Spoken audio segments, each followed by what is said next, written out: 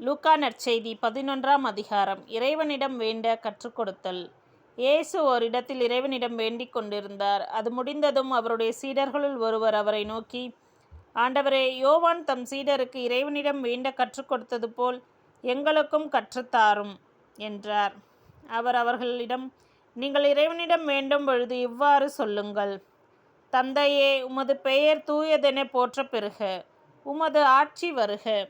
எங்கள் அன்றாட உணவை நாள்தோறும் எங்களுக்குத் தாரும்.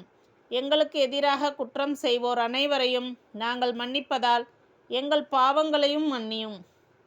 எங்களை சோதனைக்கு உட்படுத்தாதேயும்.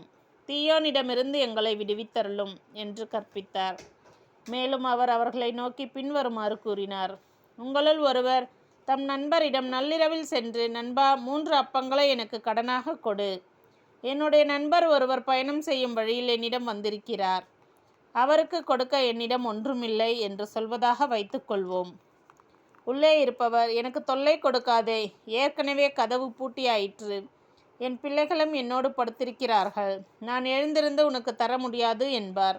எனினும் அவர் விடாப்பிடியாய் கதவை தட்டிக்கொண்டே இருந்ததால் அவர் தம் நண்பர் என்பதற்காக எழுந்து கொடுக்காவிட்டாலும் அவரது தொல்லையின் பொருட்டாவது எழுந்து அவருக்கு தேவையானதை கொடுப்பார் என நான் உங்களுக்கு சொல்கிறேன். மேலும் நான் உங்களுக்கு சொல்கிறேன், கேளுங்கள், உங்களுக்கு கொடுக்கப்படும். தேடுங்கள், நீங்கள் கண்டடைவீர்கள். தட்டுங்கள், உங்களுக்கு திறக்கப்படும். ஏனெனில் கேட்போர் எல்லோரும் பெற்றுக்கொள்கின்றனர்.